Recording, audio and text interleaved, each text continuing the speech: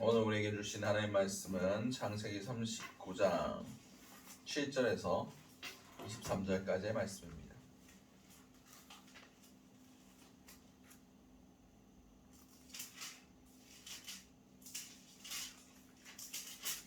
창세기 39장 7절에서 23절까지의 말씀입니다. 제가 가진 성경으로는 구약 60면이 됩니다. 다 찾으신 줄 알고 우리 창세기 39장 7절에서 23절까지의 말씀을 한 목소리로 합독하시도록 하시겠습니다.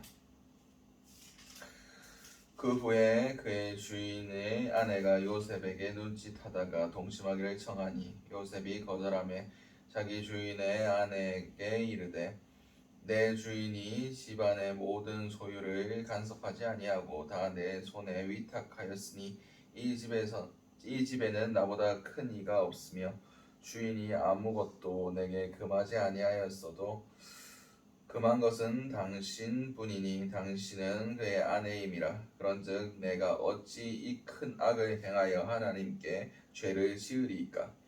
여인이 날마다 요셉에게 청하였으나 요셉이 듣지 아니하여 동침하지 아니할 뿐더러 함께 있지도 아니하니라.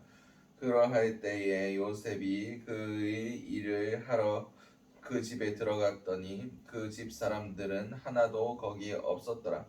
그 여인이 그 옷을 잡고 이르되 나와 동침하자. 그러나 요셉이 자기의 옷을 그 여인의 손에 버려두고 밖으로 나가매 그 여인이 요셉이 제 옷을 자기 손에 버려두고 도망하여 나감을 보고 그 여인이 집 사람들을 불러서 그에게 이르되 보라, 주인이 히브리 사람을 우리에게 데려다가 우리를 희롱하게 하는도다. 그가 나와 동침하고자 내게로 들어오므로 내가 크게 소리 질렀더니 그가 나의 소리 지름을 질러 부름을 듣고 그의 옷을 내게 내버려 두고 도망하여 나갔느니라 하고 그 옷을 겉에 두고 자기 주인이 집으로 돌아오기를 기다려 이 말로 그에게 말하여 이르되 당신이 우리에게 데려온 히브리 종이 나를 희롱하려고 내게 들어왔으므로 내가 소리질러 불렀더니 그가 그의 옷을 내게 버려두고 밖으로 도망하여 나갔나이다. 그의 주인이 자기 아내가 자기에게 이르기를 당신의 종이 내게 이같이 행하였다는 말을 듣고 심히 노한지라. 이에 요셉이 주인이 그를 잡아 옥에 가두니 그 옥은 왕의 죄수를 가두는 곳이었더라. 요셉이 옥에 갇혔으나 여호와께서 요셉과 함께 하시고 그에게 인자를 더하사 간수장에게 은혜를 받게 하시매 간수장이 옥중 죄수를 다 요셉의 손에 맡김으로 그 재반 사물을 요셉이 처리하고 간수장은 그 손에 맡긴 것을 무엇이든지 살펴보지 아니하였으니 이는 여호와께서 요셉과 함께 하심이라. 여호와께서 그를 범사에 형통하게 하셨더라. 아멘. 오늘 우리에게 허락하신 창세기 39장 7절에서 23절까지 말씀해가지고 오늘 하루를 살아가실 은혜를 함께 나누셨으면 좋겠습니다. 우리가 먼저 기도해야 할 기도의 제목은 하나님 앞에 거하게 하소서. 오늘 보면 7절에서 9절까지 말씀입니다. 그 후에 주인의 아내가 요셉에게 눈짓하다가 동침하기를 청하니 요셉이 거절하며 자기 주인의 아내에게 이르되 내 주인의 집안의 모든 소유를 간섭하지 아니하고 다 내 손에 위탁하였으니 이 집에 나보다 큰 이가 없으며 주인이 아무것도 내게 금하지 아니하였어도 금한 것은 당신뿐이니 당신은 그 아내임이라. 그런즉 내가 어찌 이 큰 악을 행하여 하나님께 죄를 지으리까. 아멘. 오늘 본문에서 이제 요셉이 17세에 종으로 팔려 나갔습니다. 17세에 종으로 팔려 나가서 이 보디발의 집에서 10년 동안 일을 하고 이제 27세가 되는 때에 일어난 사건입니다. 그러니까 이제 27세 때 그의 그 보디발의 아내가 그를 유혹하기 시작합니다. 근데 오늘 본문 9절에 이 집에는 나보다 큰 이가 없으며 주인이 아무것도 내게 금하지 아니하였어도 금한 것은 당신뿐이니 당신은 그의 아내임이라. 그런즉 내가 어찌 이 큰 악을 행하여 하나님께 죄를 지으리까? 라고 얘기합니다. 이 사건이 일어나면 상식적으로 생각해 볼 때 그 주인에게 죄를 짓는다 라고 생각할 수도 있습니다. 근데 요셉은 하나님께 죄를 짓는다라고 얘기하고 있습니다. 다시 말해서 그 주인에게 죄를 짓는 것보다 하나님 앞에 죄를 짓는 것, 하나님 앞에 죄를 짓지 아니하는 것, 이것이 요셉에게는 훨씬 더 큰 일이었다는 겁니다. 주인에게 잘 보이려고 하는 것이 아니라 하나님을 더 의식하고 하나님께 죄를 범하지 아니하고 하나님의 뜻에서 벗어나지 않기 위해서 요셉은 더욱더 자신의 삶과 자신의 모든 행위를 더 신경 썼다는 것을 알 수 있습니다. 그렇습니다. 우리가 사람에게 보이려고 하면 사람이 없으면 너무나 쉽게 죄를 지을 수 있습니다. 우리의 판단의 기준이 사람이 되고 사람의 평가가 되고 사람 앞에 우리가 살다 보면 나 혼자 있을 때 그리고 사람들이 보지 않을 때 그렇게 죄의 유혹에 빠질 수밖에 없습니다. 그러나 요셉은 그 모든 기준을 하나님께 두었습니다.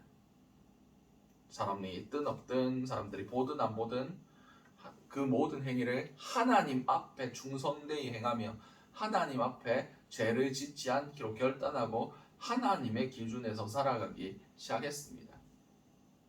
하나님은 모든 순간과 모든 상황과 우리의 내면의 생각과 의도와 모든 것들을 다 감찰하고 계십니다. 사람 앞에 죄를 짓지 않는 게 쉽겠습니까? 하나님 앞에 죄를 짓지 않는 게 쉽겠습니까?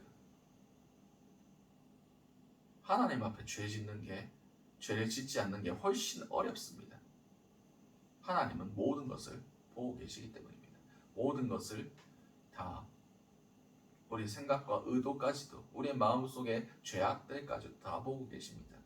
요셉은 그 하나님의 기준으로 살아갔던 사람입니다.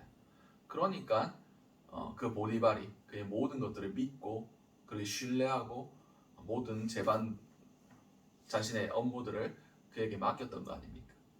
그렇듯 우리는 하나님 앞에 거해야 됩니다. 우리의 기준은 세상의 기준과 다릅니다. 우리는 세상보다 더 큰 도덕관념, 세상의 준법 정신 그런 것보다 하나님의 보시기에 합한 삶을 살아야 됩니다. 하나님의 기준으로 하나님 앞에 죄를 짓지 아니하도록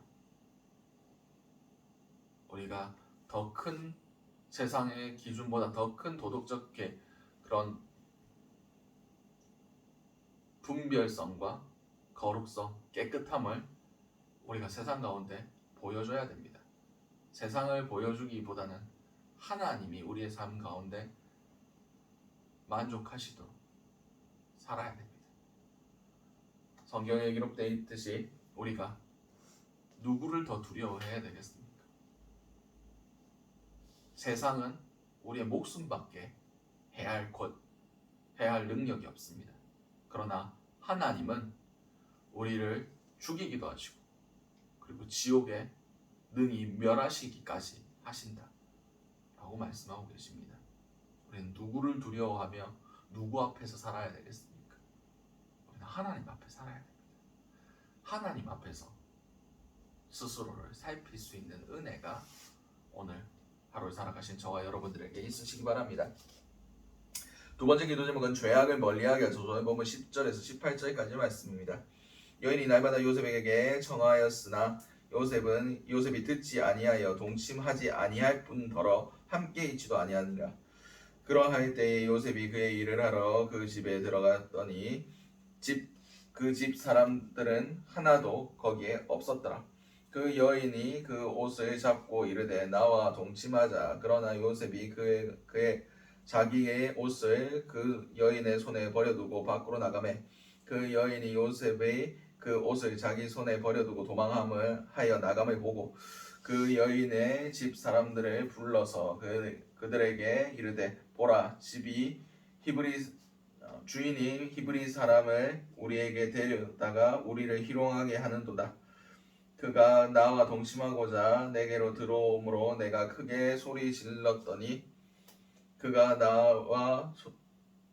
나의 소리 질러 부름을 듣고 그의 옷을 내게 버려두고 도망하여 나갔으니라 하고 그 옷을 곁에 두고 자기 주인의 집으로 돌아오기를 기다려 이 말로 그에게 말하여 이르되 당신의 우리에게 데려온 히브리 종이 나를 희롱하려고 내게 들어왔으므로 내가 소리 질러 불렀더니 그가 그의 옷을 내게 버려두고 밖으로 도망하여 나갔나이다. 아멘.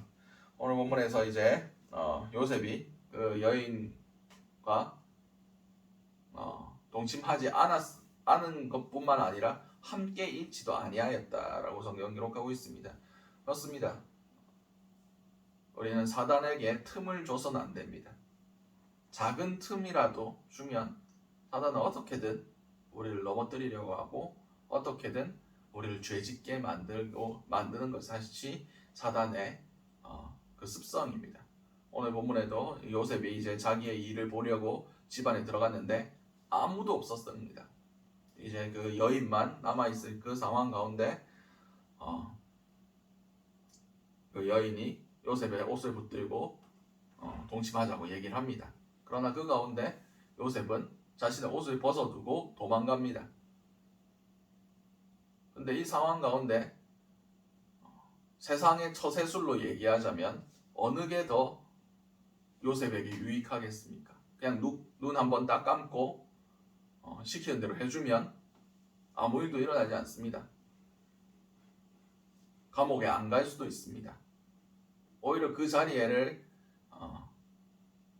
자리에서 옷을 벗어두고 도망가는 게 자기에게 훨씬 불리할 수도 있습니다. 결과적으로 그것 때문에 감옥에 들어가는 게 된 거 아닙니까? 그러나 우리는 죄에 대해서 타협해서도 안 되고 틈을 줘서도 안 됩니다. 그 결과가 우리에게 불이익이 될 수도 있습니다. 사회적으로, 금전적으로 여러 가지 안 좋은 영향을 끼칠 수도 있습니다. 그러나 그것보다 더 중요한 것은 죄로 인하여 하나님과 우리 사이가 멀어진다는 겁니다. 죄로 인하여 하나님과의 관계가 깨어진다는 겁니다. 그것이 금전적인 것보다 그리고 사회적인 육체적인 고통보다 사회적 지위보다 더 큰 손실이라는 것을 우리는 알아야 됩니다. 하나님과의 관계가 깨어졌다고 해서 표면적으로 드러나는 그런 나쁜 것들은 없습니다. 그러나 하나님과의 관계가 다시 이전으로 회복되는 데는 어마어마한 시간과 노력과 눈물의 회개가 필요합니다. 혹자들이 얘기하기를 다윗 왕이 큰 범죄를 저질렀지 않습니까? 그의 바세바 사건으로 인하여 하나님 앞에 범죄하였을 때 그가 죽을 때까지 그 범죄한 것에 대해서 완전히 회복되지 못했다라고 학자들이 이야기합니다. 실제로 바세바 사건 이후로 다윗이 하나님 앞에 그렇게 진실되게 나갔던 적이 별로 없습니다. 하나님이 직접적으로 그와 뭘 했다 그런 얘기도 없습니다. 그렇듯 죄는 하나님과 우리 사이를 가장 효과적으로 가로막고 방해하는 사단의 도구입니다. 그러므로 우리는 죄악을 멀리해야 합니다. 사단에게 틈을 줘서는 안 됩니다. 오늘 하루 살아가실 때 우리 삶 가운데 혹시 사단에게 틈을 주고 있는 부분은 없는지 스스로 살펴볼 수 있게 하시고 정말 우리 삶 가운데 죄의 무서움을 깨닫고 죄가 얼마나 하나님과 우리 사이를 갈라놓고 그것을 파괴하는지를 깨달아 알을 통하여 죄를 멀리할 수 있는 저와 여러분들이 되시기 바랍니다. 마지막 기도 제목은 범사에 형통하게 하소서. 오늘 본문 19절에서 23절까지의 말씀입니다. 그의 주인이 자기 아내가 자기에게 이르기를 당신의 종이 내게 이같이 행하였다 하는 말을 듣고 심히 노한지라. 요셉이 요셉의 주인이 그를 잡아 옥에 가두니 그 옥은 왕의 죄수를 가두는 곳이었더라. 요셉이 옥에 갇혔으나 여호와께서 요셉과 함께 하시고 그에게 인자를 더하사 간수장에게 은혜를 받게 하시며 간수장이 옥중 죄수를 다 요셉의 손에 맡김으로 그 재반 사물을 요셉이 처리하고 간수장은 그의 손에 맡긴 것을 무엇이든지 살펴보지 아니하였으니 이는 여호와께서 요셉과 함께 하심으로 여호와께서 그를 범사에 형통하게 하셨더라. 아멘. 오늘 본문에서 이제 요셉이 그 시장 보디발의 손에 의하여 감옥에 갇힙니다. 근데 이 감옥이 보통 감옥도 아니고 왕의 죄수를 가두는 감옥이라고 성경 기록하고 있습니다. 이 감옥 안에서 간수장에게 신임을 얻고 은혜를 얻어서 그 모든 것들을 간수장이 요셉의 손에 맡기고 돌아보지 아니하였다라고 성경 기록하고 있습니다. 근데 생각해 보십시오. 간수장에 그냥 갇혀 있으면 그냥 가만히 있어도 되는데 간수장이 일을 시켜요. 뭐 일하는 게 더 힘들 수도 있습니다. 일단은 이 감옥의 형통, 오늘 본문에 하나님이 함께 하심으로 그가 형통하였다 라고 성경은 기록하고 있습니다. 근데 원래 생각해 보기를 형통하면 감옥에 안 가야 되는 거 아닙니까? 근데 감옥 안에서 형통하였다 라고 말씀하고 계십니다. 그러면 우리가 생각하는 형통과 이 성경에서 말씀하고 있는 형통이 다르다는 것을 우리는 느껴야 됩니다. 성경에서 말씀하는 형통은 하나님의 뜻이 잘 이루어져 가고 있는 모습을 그리고 있는 것을 형통이라고 얘기합니다. 우리가 생각하는 형통은 내 뜻이 이루어지는 것, 그것을 형통이라고 얘기합니다. 그러나 이 성경이 말하는 형통은 요셉이 이제 총리가 되기 위해서 그 과정을 하나하나 밟아가고 있는 것이다 라고 얘기하는 것입니다. 요셉이 그 종살이 하면서 10년 동안 뭘 배웠겠습니까? 보디발이 집에 감옥이 있었다라고 성경 기록하고 있습니다. 집 안에 감옥이 있을 정도로 어마어마한 규모를 누리는 그런 집안의 모든 재반을 요셉이 관리했습니다. 그러면 뭘 배웠겠습니까? 그 안에서 기본적으로 뭔가를 운영하는 방법, 그리고 기본적인 상업적으로 뭘 사고 뭘 팔고 어떻게 그 재정들을 관리해야 되는 것, 그것을 보디발의 집에서 10년 동안 배웠습니다. 그리고 이 감옥에서 뭘 배웠겠습니까? 왕의 죄수들, 일반 그냥 잡범들이 아니라 왕이 마음에 안 들어서 감옥에 넣은 사람들입니다. 기본적으로 왕의 신하들이란 거예요.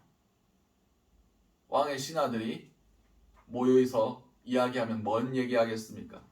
전부 다 나라 굴러가는 이야기, 정치 이야기, 외교 이야기, 뭐 이런 얘기들 안 하겠습니까?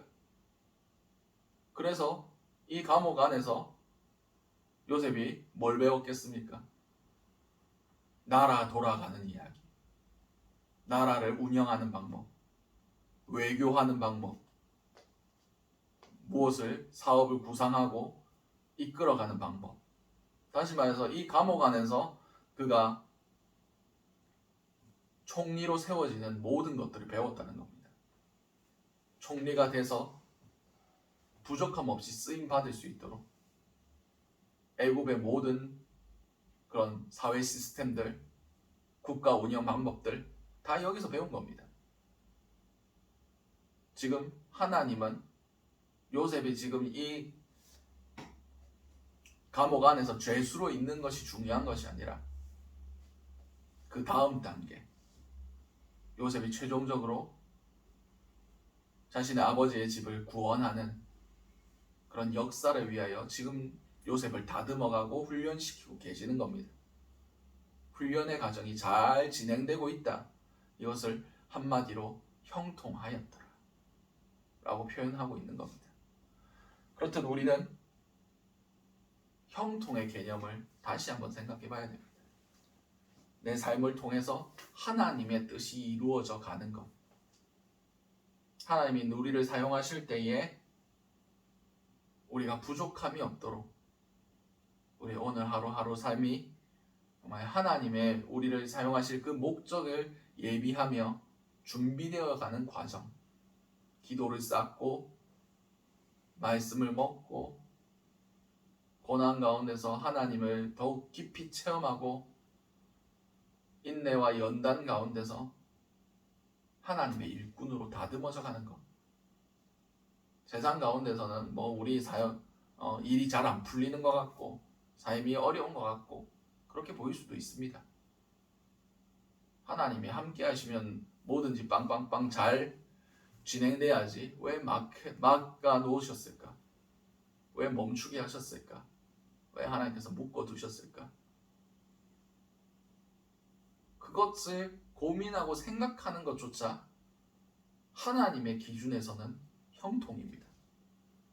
왜냐? 그 시간이 우리에게 필요했으므로 하나님께서 허락하셨으니까. 그 시간도 하나님께서 이루어가고 계시는 중이니까.